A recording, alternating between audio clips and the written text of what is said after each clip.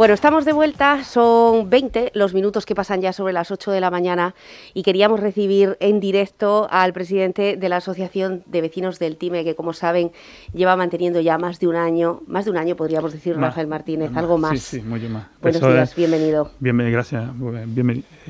Buenos días. Esto empezó en 2017 cuando se localizaron una antena de medición de viento, y a partir de ahí empezamos a movilizarnos y a un poco informarnos de lo que estaba pasando, y luego en principio de 2019 se presentó la primera demanda contra la declaración de interés general del Parque Eólico Puerto del Rosario, y luego se amplió a la autorización. Y bueno, hemos llegado hasta ahora. Estamos hablando del parque eólico del que hemos hecho infinidad de programas, pero que ha llegado a un punto en el que esta semana ustedes se desplazaban hasta Las Palmas, acudían a ese juicio. No lo hacían solos, lo hacían con algunos de los técnicos de SEO BirdLife, expertos en la conservación del Guirre. ¿Cuáles son las impresiones que se han llevado? ¿Se abordaba el tema como ustedes esperaban? La verdad que esto es un asunto un poco complejo porque es tema de abogados. Y bueno, voy a intentar explicar cómo lo veo de mi perspectiva, porque hay cosas que no es mi campo. Fue en Vegueta, en la Sala Segunda del Tribunal Superior de Justicia de Canarias. Lo presidía una magistrada. Por nuestra parte nos representaba del gabinete jurídico una abogada, y por la parte contraria estaba el Gobierno de Canarias y la empresa, un abogado de la empresa. Un poco de todo lo que pueda hacer la demanda, la declaración de interés general que se recurre, se argumenta en la demanda, la distancia a las casas, que también pensamos, no cumple con el decreto de instalación de parques eólicos, y con respecto al sonido, de las casas, que no cumple la ordenanza municipal, y con respecto hay una parte del procedimiento administrativo que consideramos que no es correcto y que puede invalidar el proceso, y el juicio se centró principalmente en invalidar o poner de manifiesto las carencias que tiene el estudio de bifauna, el estudio de impacto, que son los que un poco fundamentan la declaración de impacto ambiental. Por nuestra parte hay 3 testigos nombrados, de los cuales fueron 2. Uno declara de Sevilla, que es de la Estación Biológica de Doñana, del Consejo Superior de Investigaciones Científicas, y otros 2 técnicos de SEO BirdLife. Esos 2 técnicos de SEO BirdLife son especialistas en impactos contra aerogeneradores y censos de avifauna, expertos conocedores de la fauna de la avifauna de Fuerteventura, y un poco cuando declararon ponían de manifiesto que el estudio de avifauna tiene muchas carencias y que se puede invalidar porque no refleja la realidad, como es, por ejemplo, que no se hace un censo. Los avistamientos que se hicieron en un periodo determinado de tiempo, no cogieron un año entero, con lo cual se dejó de tener en cuenta pues muchas especies que no vienen todo el año, como las pardelas, como por ejemplo la lechuza, porque los estudios se hicieron por el día, no se hicieron por la noche. No se tuvieron en cuenta las especies migratorias. Se utilizaron datos obsoletos del BioCan, el Banco de Datos de Biodiversidad de Canarias. Las referencias son del año 2007, cuando hay referencias de estudios posteriores, y siempre por la ley de impacto se tiene que utilizar la mejor información posible. No se utilizó. Todo esto se argumentó para intentar echar abajo la declaración de impacto ambiental y el estudio. Bueno, en este caso porque han sido los ecologistas, Rafael, los que evidentemente pues añaden a todo esto, su alegato es puramente ecologista sobre todas pero es que hay muchos más argumentarios. Sí. Ustedes han utilizado todas las baterías posibles. Esta es una parte de la argumentación que se utiliza, por eso desde el principio dije que la declaración de interés general, que también está presente en la demanda, porque la declaración de interés general se basa en el artículo 6 bis de la ley del sector eléctrico, que dice que es una herramienta excepcional. Se ha utilizado en Canarias más de 50 veces, con lo cual excepcional no es, se tergiversa esa palabra. Dice que tiene que ser por necesidad urgente. No hay necesidad urgente porque el suministro eléctrico de Fuerteventura está garantizado y la producción de la central eléctrica del Charca sobrepasa con creces la necesidad de Fuerteventura, que viene a ser unos 100 megavatios. De eso vamos a hablar ahora porque cuando termines sobre esos puntos, porque el suministro va a aumentar todavía más, por lo que estamos viendo según el GrafCan. Más que el suministro es los proyectos que se están presentando sobredimensionan las necesidades de Fuerteventura. Es decir, el suministro, lo que necesita Fuerteventura en temporada alta, en 2019 vimos 2019, un pico alto de 110, ¿puede ser? Sí, está en la página eléctrica de España, sí. Y entonces, bueno, la capacidad de la central eléctrica del Chaco son 187. Y la capacidad que quieren meter en Fuerteventura actualmente, con esa ampliación de parques eólicos y fotovoltaicos, estamos viendo que podría llegar hasta los 300. Seríamos la principal central eléctrica de Canarias. Lo que está proyectado y los datos que tenemos, porque como todos los días salen uno nuevo, pues hay que estar actualizándose, va sobre los 300 y pico. Pero declaraciones de Roque Calero, que es un profesor de la Universidad de Las Palmas de Mecánica de Fluidos, creo que es, y sí, que fue gerente o director del Instituto Tecnológico de Canarias, hay unas declaraciones en un medio de comunicación que dice que están previstos para Fuerteventura cerca de 1000 megavatios. Sí, sí. Con lo cual estamos hablando de que vamos a sacrificar nuestro paisaje, nuestra calidad de vida, para dar electricidad a otras islas, o no se sabe para qué, que es lo peor de este caso, que estamos sobredimensionando, sacrificando el paisaje, sacrificando calidad de vida, y no sabemos para qué. Es decir, todo esto tiene que estar proyectado. Lo que no tiene sentido es que esto sea una improvisación, que cada vez no se evalúe lo que se va a hacer.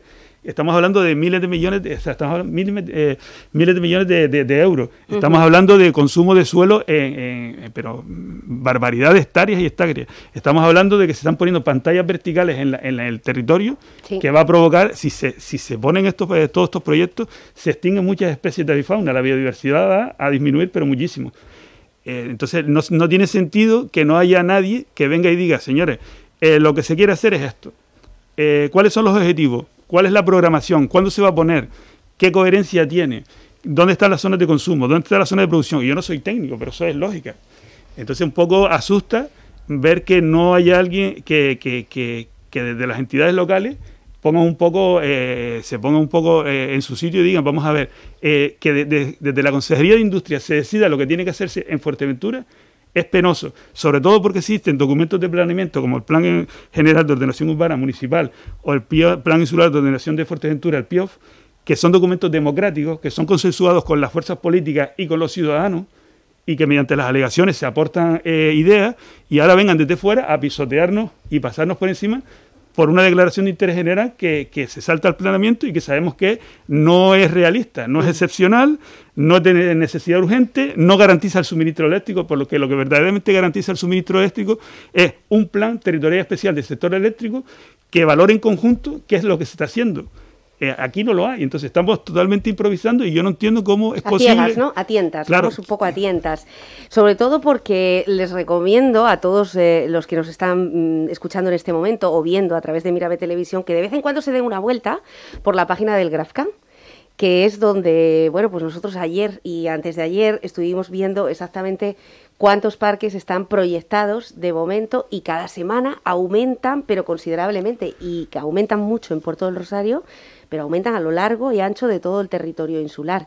Da la sensación de que los parques, como tú estás diciendo, Rafael, son aprobados por el Gobierno de Canarias y no informados, notificados a las autoridades locales. O las autoridades locales, con presentar mociones en los ayuntamientos por unanimidad, hacen su trabajo.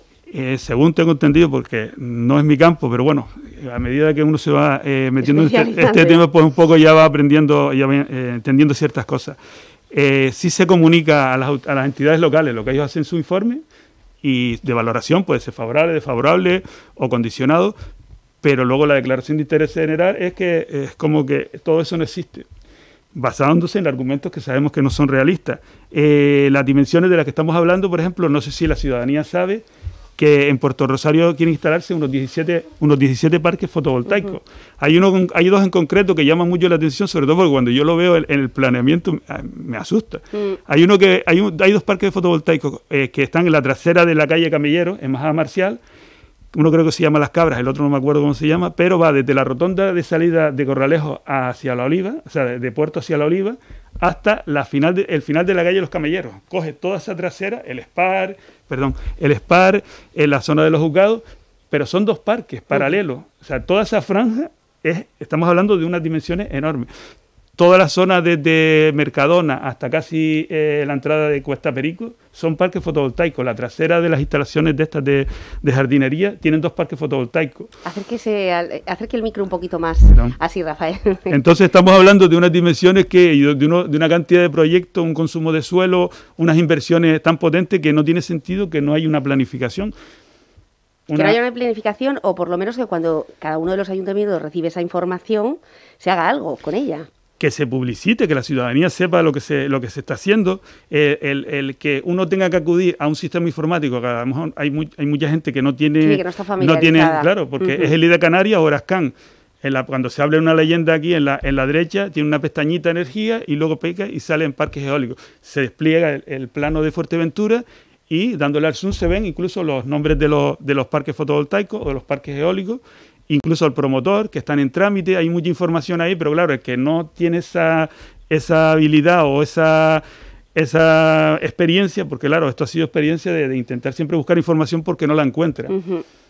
No se encuentra en ningún lado que la longitud de los molinos que se están poniendo aquí no aparece ese dato. Entonces, para calcular la altura, te lo comento esto porque hay un caso curioso. ¿Sí? Intentando explicarle al abogado, me dijo, Rafa, coméntame brevemente las dimensiones, dónde sacas todos los datos del parque eólico para podérselo explicar al magistrado, porque hay que hacerlo tan sencillo porque ellos no tienen conocimientos técnicos. Entonces yo le dije, mira, la altura de estos molinos no aparece en ningún sitio. Entonces, si te dan 2 datos de referencia, la altura del molino, del suelo al buje, que es el centro del ventilador o el centro del molino, y el diámetro de pala. Entonces, para calcular la altura tienes que dividir el diámetro de pala en 2, que son 132 metros, son 66 más la altura del molino. Ah, pues vale. Pero ¿qué pasa? Cuando se hicieron esos cálculos, nosotros nos equivocamos y en vez de 158 metros, la altura real son 163 metros de altura. Comparábamos siempre con un edificio de 53 plantas, pues son de 54 plantas, en vez de subir una planta al edificio. Entonces, todos esos datos están escondidos, son datos que ahora nos damos cuenta que las dimensiones son mayores, que era el área de barrido o la superficie que está en el centro o que afecta el giro de las palas, son de 13.700 metros cuadrados por molino. En total son 110.000 metros cuadrados de molino, del área de afección de las aspas del molino, que son como cortinas en el aire, como redes, en donde las aves pues impactan. Bueno, y aparte de todo eso, es que llevamos en esta casa haciendo programas, debates monográficos, infografías, en fin, llevamos ya pues eso, cerca de año y medio, sobre todo para informar de lo que está ocurriendo y también una vez que conocimos las demandas, las reivindicaciones de los vecinos. Esto, hace un año, por ejemplo, tenemos aquí una noticia de cuando empezaban las obras de este parque eólico en el Time, que avanzaban pese al rechazo de los vecinos, que utilizaron el periodo en el que todos estuvimos confinados para poder avanzar aún más, para acelerar, para pisar el acelerador en esas obras, pero siguen parados. No tengo toda la información posible, pero yo creo que básicamente es porque la línea de evacuación no se ha terminado. Entonces, básicamente puede ser que tuvieron problemas con algunos vecinos porque hay que tener en cuenta que se ha expropiado a muchos vecinos pagándole precios irrisorios, condicionándose sus propiedades el derecho a construir o a edificar o a plantar o con respecto a esas propiedades tiene unos límites que los pone esa declaración de utilidad pública, que lo que hace a precios irrisorios te expropia tu terreno para que estas infraestructuras pasen. Creo que hubo problemas, que ciertos vecinos se quejaron y emprendieron acciones legales y se ha retrasado un poco, porque esto es como un rodillo. Una vez que tienen la declaración de interés general, lo demás lleva su curso. Podrá ser más suave si llegan a acuerdo con vecinos, pero muchos vecinos se opusieron y entonces por eso se retrasó. Yo creo que porque no han terminado la línea de evacuación, pero de primera mano no lo sé. ¿Qué pasa si uno de estos molinos acaba con un guirre? Vamos a ver, el guirre es una especie declarada en peligro de extinción, con lo cual tiene una protección por la Ley de Biodiversidad, la 42/2007, por la Directiva Hábitat, por la Directiva Aves, y hay una ley que es la Ley de Responsabilidad Medioambiental, que aunque uno no tenga la intención de hacerlo, causa un daño, y hay una serie de valoraciones. En función de cómo se valora a nivel de las autoridades, pues se podrá paralizar el molino, incluso quitarlo, porque ha pasado en otro sitio Por eso está en litigio, por eso estaba hablando que se llevaron técnicos a este juicio del ASEO, 2 técnicos del ASEO, especialistas en colisiones con parques eólicos, especialistas en censo de aves y un técnico de la Estación Biológica de Doñana, que a día de hoy hay muchos guirres que tienen emisores, sabemos sus rutas de vuelo. Eso no se ha tenido en cuenta en el estudio de impacto de ellos, de la empresa, ni en la declaración de impacto prácticamente no se nombra el guirre. No se nombra el halcón tagarote, no se nombran las lechuzas, no se nombran las pardelas, no se vio ninguna gaviota, que es algo muy, muy llamativo cuando aquí pasan miles de gaviotas, porque la zona de comer de la gaviota es el vertedero, y vuelven a dormir a la colonia más grande que está en la isla de Lobo. Los guirres también utilizan el parque eólico para volar, por eso zona de campeo, para ir a comer al vertedero. Bueno, es complicado, es curioso, ¿no?, que haya ciertos estudios ambientales que reflejen todo esto y otros que, sin embargo, parece que tenemos cielos completamente limpios, sin ningún tipo de ave. Una pregunta, Rafael, ¿la empresa en algún momento ha barajado otro emplazamiento? Que yo sepa, no. Es curioso que en el juicio se pone... Uno va aprendiendo y va cogiendo detalles de aquí y de allá y luego intento tener un guión, pero siempre hay cosas que se me escapan que no lo había apuntado y viene a colación de esto. Se le preguntó varias veces a nuestros testigos si se había valorado la alternativa cero. La alternativa cero, dentro de un estudio de impacto hay 3 alternativas y se coge de esas 3 la mejor, intentando que las 3 sean viables. Y la alternativa cero es no hacer nada. No hacer nada si era la mejor opción. Y ellos valoraban que la alternativa cero no era viable con respecto a las otras 2, porque el beneficio que se obtenía es la no emisión de gases de CO2 y tal cual. Entonces, yo considero que aquí quieren salvar el medio ambiente global, quieren salvar el planeta, pero hay que pisotear Fuerteventura.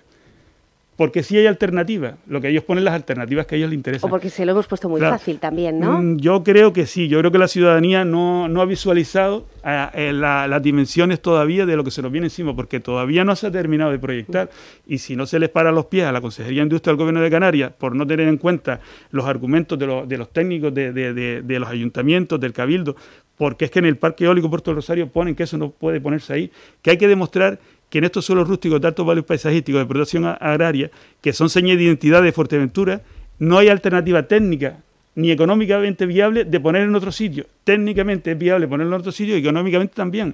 Con lo cual nos están diciendo sí o sí, pero no dan opción. Y hay opciones. Bueno, vamos a ver lo que pasa, se nos acaba el tiempo, Rafael. Yo me quedo con la lucha que están manteniendo ustedes muy por delante de las instituciones, con la intención, a ver si el consejero Balbuena también escucha las reivindicaciones de estos vecinos y se acerca a Fuerteventura, tanto que se está hablando ahora mismo de apuesta por la eólica maremotriz.